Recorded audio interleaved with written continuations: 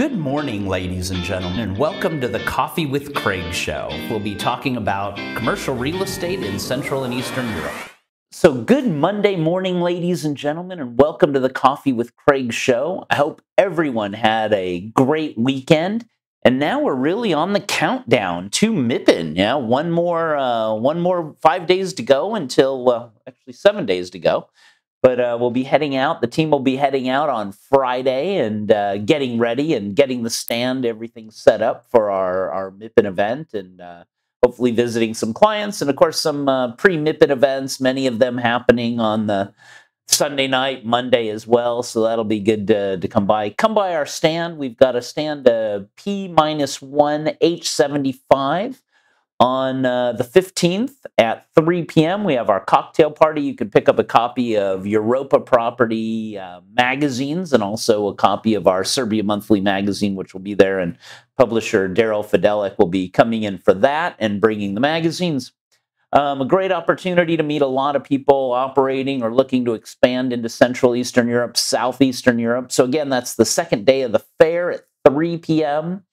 We'll have some great wines and some nice canapes as well. So a good little stop off after lunch and before the real cocktail parties start, I guess. Yeah. So come by and say hi. We're a corner stand, very nice. A lot going on there at MIPIM. A lot of events happening for Central Eastern Europe, for Poland as well. So anyway, come by. Let us know what you're doing. If you got any projects or looking at any news for Central Eastern Europe, Southeastern Europe. We'll also be doing a lot of, we'll be hosting the Coffee with Craig show from there, doing a lot of interesting interviews as well, so stay tuned to the Coffee with Craig show as well. A lot happening there.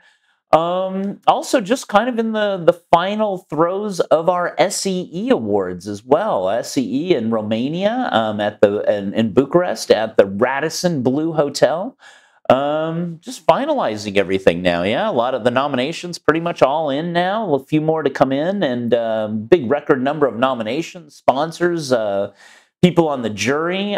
So definitely, if you're doing anything in Southeastern Europe, Moldova, a little bit of a focus on Moldova, Bulgaria, of course, really booming. A lot of asset deals and a lot of investment in Romania, Bulgaria. Yeah, they had a bumpy year last year. Yeah, amazing. So it's looking good. A lot of nominations, a lot of investors that maybe you haven't met yet in the region or are flying over to come see what's going on in Southeastern Europe. So that is April 6th at the Radisson Hotel in Bucharest. And then straight after that, May, we have gosh, I can't believe we're getting close to May now. Yeah, good weather on the way. We've got May 11th, our nomination launch event for the CEO Awards in Serbia in Belgrade at the Hilton Hotel, and then that's May 11th, and then May 18th we have our CEE, our retail Marketplace-CEE, and covering SEE in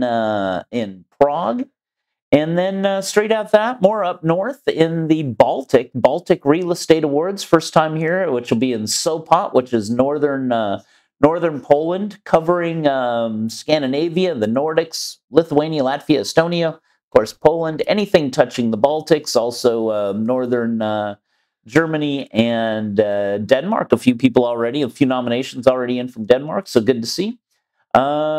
A lot going on the ports, the marinas, the residential, and of course, logistics. So we'll have a lot of fun at that.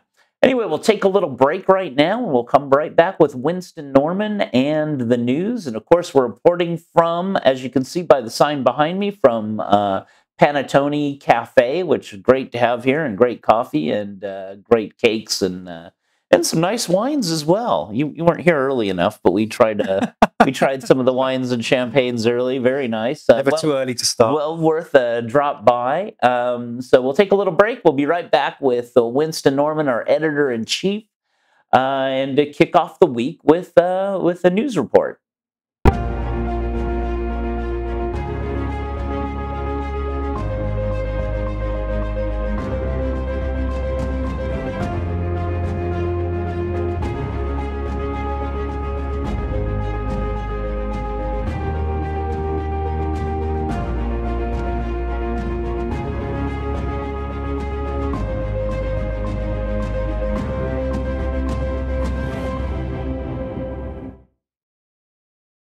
Okay, welcome back. We're here at the PANATTONI Cafe and to talk about the highlights of the news for Monday morning. Winston Norman, our editor-in-chief. Winston, good to see you. All right, Craig, how are you? Yeah, good. Good weekend?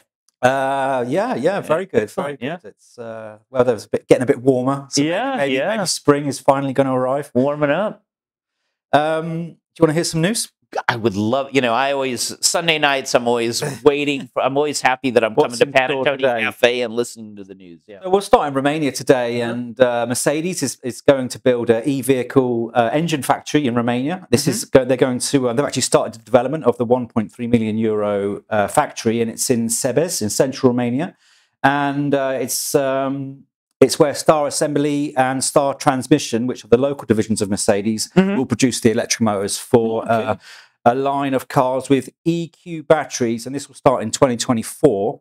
And this is an investment for the German group was granted. They were granted a 37 million euro state aid. Wow, that's nice. I'm not sure Mercedes need much more money, but they got state aid. It's nice of the German government to help companies like Mercedes get their electric cars. But this is another good sign for Romania that it's a good place to go and do business and start up production. Yeah. And the total value of this investment is around 135 million euros, and the Mercedes Group has already invested 6 million euros in Romania. This is quite interesting that the German government is giving money to Mercedes to build German cars in Romania. Everyone needs a little bit of help, Craig. Exactly. Share the wealth. Yeah, exactly. Moving to some news from Savills, and this is the latest research about the gaming sector. So I've heard a lot of news about the gaming sector for a while. Yeah. I know that you particularly like the gaming sector, and it's primed for growth, apparently, and it's 8% per annum over the next 5 years. So they're expecting a lot of gaming. And this is driven by user growth, digital adoption, corporate investment, and a competitive developer landscape. And Savills expects that the gaming industry is, as it evolves, companies' requirements will grow, and this is going to help office development and office take-up levels. And according to Rob Pearson, Director of Tenant Advisory at Savills, he says, given the backdrop of competitive labour market, many gaming companies would rather not co-locate in office buildings. We also know that these businesses put in an incredible value on their intellectual property and highly value security. Consequently, most of the demand for development studios and a large gaming company's portfolio will be in self-contained offices. So some good news for office development there, and some potential growth in the future. Well, a lot of this working from home, I guess games are probably being used a lot during the day. Yeah, they're working on something. Exactly. Working on the next level. Well, good to hear. Yeah, exactly. Leveling up. Staying in the office sector, and Whitestone Development has sold an office building in Warsaw. This recent investment, they sold the Celebro office building to a Lithuanian investor. So I think this is a new investor that's entered the market, and it's Eco Real Estate. And Celebro was built in 2019, and it's got a BREEAM new construction, very good certificate, and it's 100% leased, and its largest tenant is Avon, so it looks like Echo is getting themselves a pretty good product there. Yeah, very nice. And according to Anna Sukhodowska, co-CEO and CFO at Whitestone Development, we are proud that our building has attracted a new investor on the Polish market, Eco Real Estate Fund. And Eco Real Estate comments, we perceive Poland's real estate market as a strong and stable, therefore we consider further purchases here. And finally for today, and staying in the office market and in the Warsaw office market, and CRE recorded a particularly good 2022. They completed 45 lease agreements, and the majority of which was around 30,000 square meters of space. And the majority of these was green lease agreements, which are increasingly popular now. And obviously it's something that tenants and developers are both moving towards. According to CAIMO, they say that their good leasing result for 2022 shows that centrally located properties offering high quality sustainable office space managed by a proven, trustworthy and reputable partner continue to be attractive for tenants.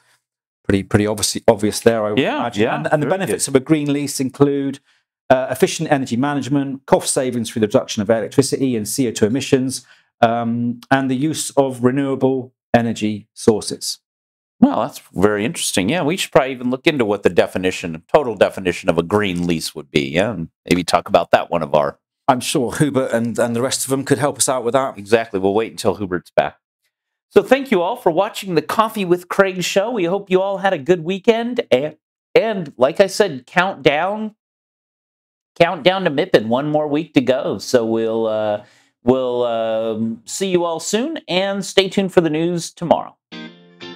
Click here to subscribe to the Coffee with Craig show, and don't forget to share it with your friends.